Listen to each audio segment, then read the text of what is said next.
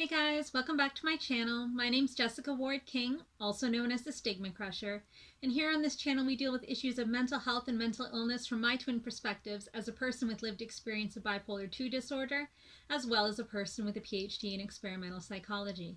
Sound like your jam? You're more than welcome here. Please remember to hit that subscribe button, and if you would like to be notified each and every week when I post, hit that notifications bell as well. Like and share widely. We would love to add people to our number. And with that, let's start stigma crushing for this week. So there's something I've been reflecting on an awful lot lately, and it is a problem that I lived with through most of my life.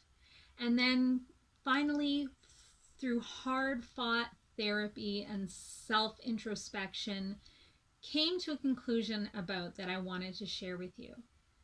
And that is the idea of perfection. Growing up as a person that was struggling with mental illness, but refusing to name it, to understand what it really was for what it was. You see, I was convinced I had to be perfect. I had to be successful. I had to make up in spades for what my mental illness was taking away from me. I couldn't only be good enough. I had to be perfect. I had to excel, surpass every expectation, even my own. And while this was a great driving force in getting me to the goals that I wanted to realize, even though I was struggling, it really didn't do me any favors. I can remember really vividly when I first started university and there were some problems, let's say. I was, for example, sleepwalking into other students' rooms. And I can assure you that this was not a good thing, particularly in student dorms. All kinds go on there, and you don't want to be sleepwalking through them. And so I was sent to the neurologist, the sleep specialist, and the psychiatrist. And I went to the one psychiatry appointment and I sat there with my very best, you don't know what you're talking about, I am doing my honors degree in psychology face that I could possibly muster, and told the psychiatrist that I couldn't possibly be depressed. I was too successful. You see, I knew for a fact that people with mental illness were lazy, stupid, sucks on the system, who couldn't be trusted, who were potentially violent, who really, deserved all my compassion, but none of my trust, and I certainly couldn't be one because I was, as I mentioned, successful. Well, when the psychiatrist reviewed my symptoms and invited me to come back for a follow-up appointment, I assured him that I would and promptly did not. The only way I made it through that period of my life at university was because for the migraines I was also suffering, I was taking what is still a standard therapy for chronic migraines, which is a small dose of an older tricyclic antidepressant. And I at first refused to take that as well, insisting to the neurologist that I didn't have mental illness. I didn't need that.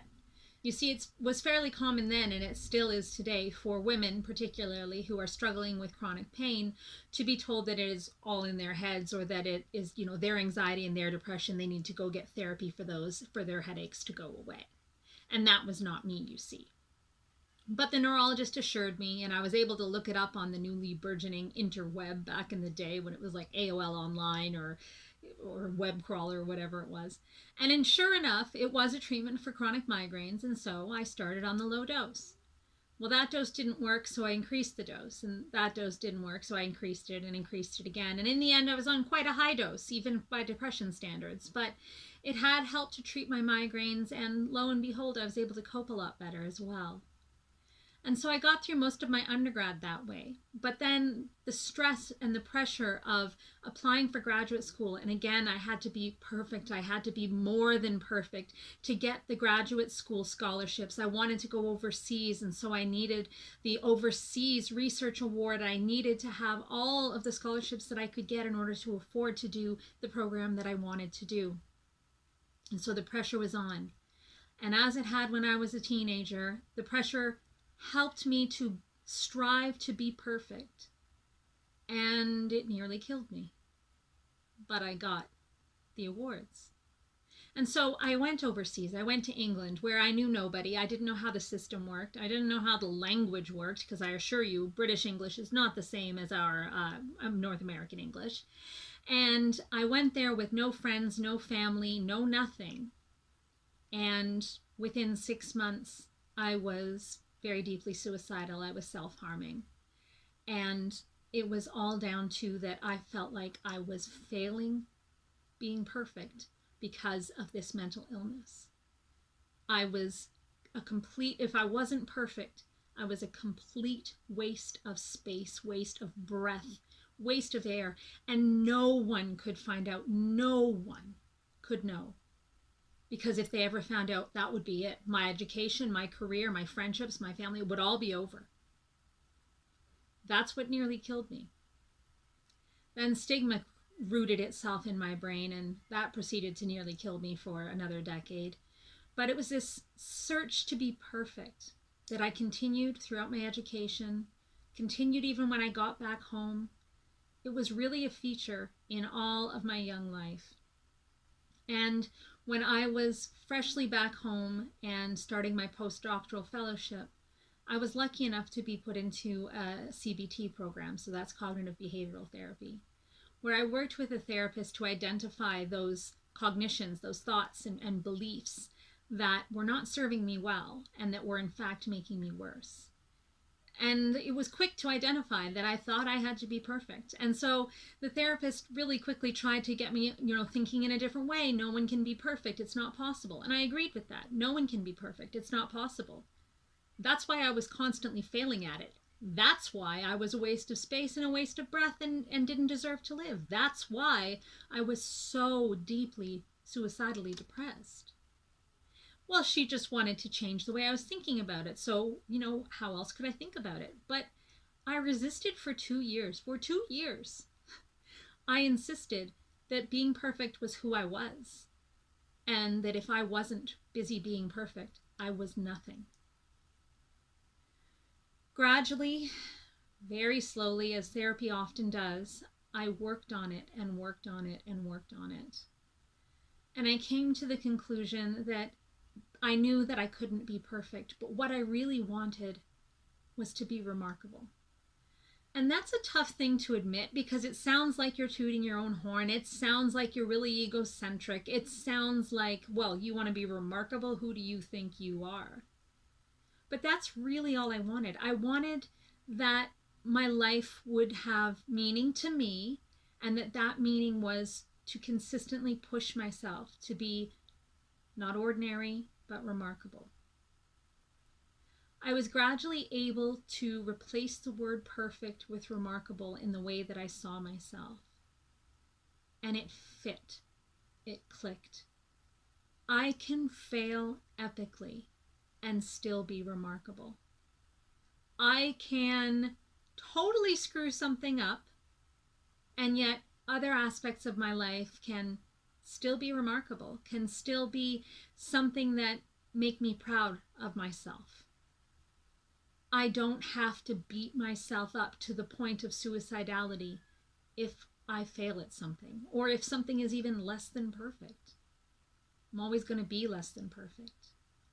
I notice that when my depression really rears its ugly head, that notion of perfection comes back into it, and I feel like I have to make up for my mental illness. I have to compensate for it by being better than everyone else, by still being perfect. And I keep reminding myself over and over again that perfection isn't possible, and that really what I'm striving for is remarkable. I even have it tattooed. This chain here on my tattoo is made in Morse code to spell out the word remarkable. And I look at it daily, and especially these days when my depression's been so bad for the last 21 months, I have to remind myself more than one time a day. But it's true. I don't have to be perfect. I can't be perfect. And I've been really reflecting on it because there is this push, particularly this time of year, for things to be just right, for things to be perfect, for the presents that Santa brings to bring light to the eyes of the child, for the family dinners to have, everything taste amazing, the conversation be warm and fuzzy, everyone's memories of Christmas and holidays 2021 to be full of joy. And it's even more so this year because last year was, well, such a shit show, to be honest. So this year, there's really a pressure for everything to be picture perfect, to be awesome, to be wonderful at all times. And that's not realistic either. And so I have to go into these holidays being fully aware and accepting of the fact that some things are going to fail epically. I'm going to get on family members' nerves. I'm going to say the wrong thing. They're going to say the wrong thing. I'm going to feel depressed and lonely and sad even in the midst of a room full of people. And it won't be their fault or mine. It can't be perfect. I can't be perfect. But I can aim for it to be remarkable. I can aim for myself to be remarkable. I hope this has helped somebody out there because I know I'm not the only one struggling with perfectionism, with it being a significant problem for my own well-being. It may have served me well in certain ways, but it really didn't serve me well at all. I'm glad to be rid of it. Well, mostly rid of it anyway. I'm glad to have a tool against it. Let me put it that way. If this has helped you out, please leave a comment down below. Let us all know how you deal with the scourge of trying to be perfect. I hope everyone's having a good holiday, good time away from work if you get it. And remember to reach out. Don't be lonely this year. There are people that love you and there are people that care. Take care, everyone. Stigma Crusher.